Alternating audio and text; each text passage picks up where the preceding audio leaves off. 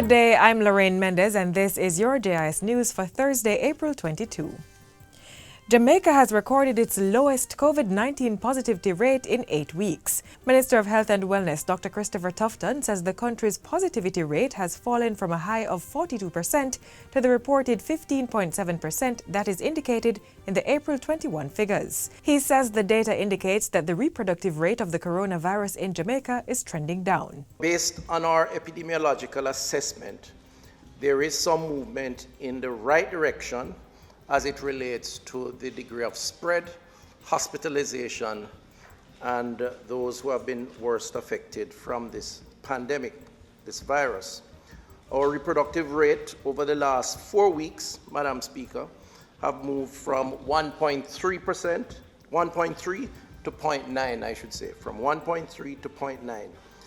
This really means that we are moving in a direction where the spread of the virus is decreasing or declining. The minister stressed, however, that a more manageable capacity would be a reproductive rate of 0.7.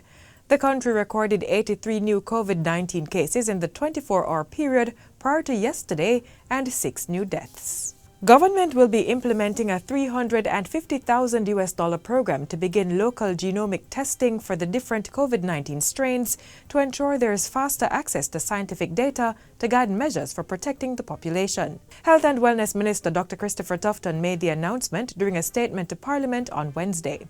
He pointed out that Jamaica continued to send samples for genome sequencing to CARFA, but stressed that the results could be lengthy, hence this move to build capacity within the country. The program to initiate local genomic testing is slated to be completed within the next 3 to 4 months. I wish to acknowledge at this point the kind support of the Centers for Disease Control, Madam Speaker, and the Government of the United States for their support for the financing of equipment for the National Public Health Lab to do testing.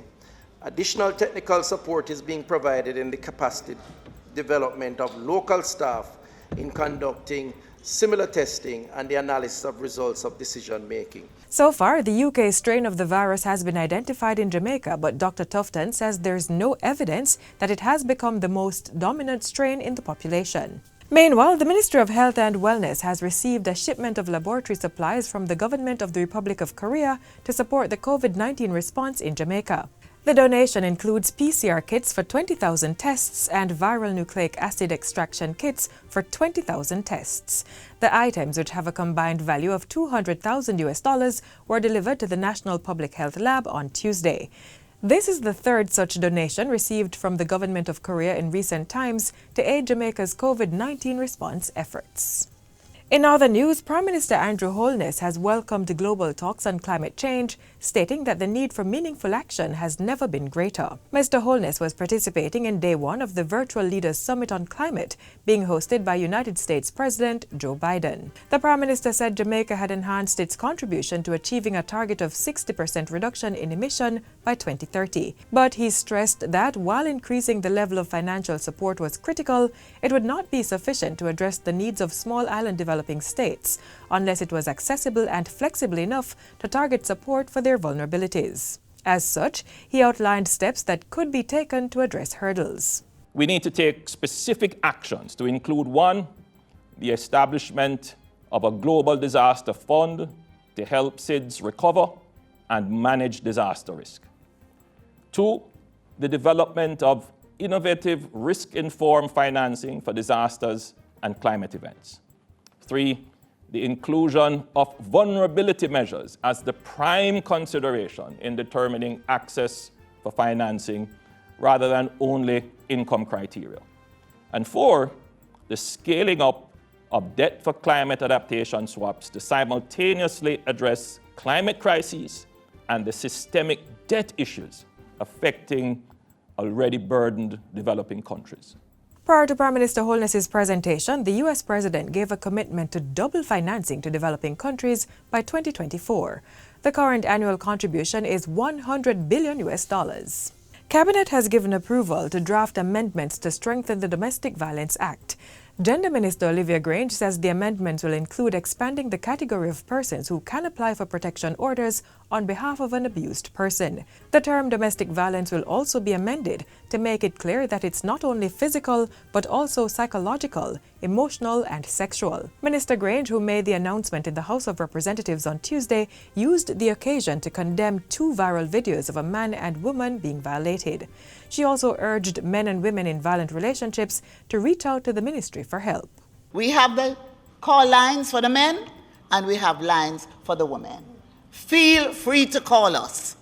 We are here to help you. That is a commitment of this government and we will do it. Minister Grange also pointed out that one national shelter for victims of gender-based violence was already up and running, while 2 others were being renovated to accommodate more victims. A No Excuse for Abuse campaign was also launched and is awaiting the rollout of a new phase soon.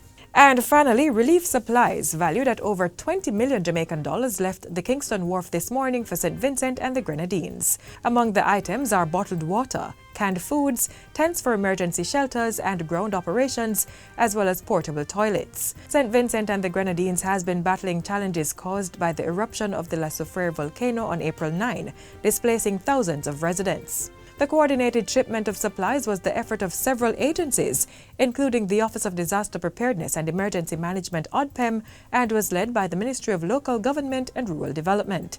Portfolio Minister Desmond McKenzie thanked the Bahamas for partnering through the use of the Her Majesty's Bahamian ship, Lawrence Major. Our friends in the Bahamas have demonstrated again what Caribbean unity is all about. This is not the first time that this vessel have worked with us here in Jamaica to provide relief supplies across the region.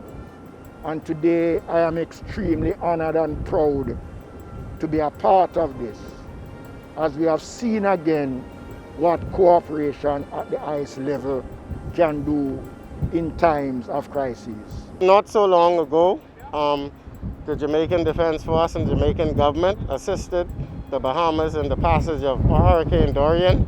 So we know exactly what it is to require and need assistance.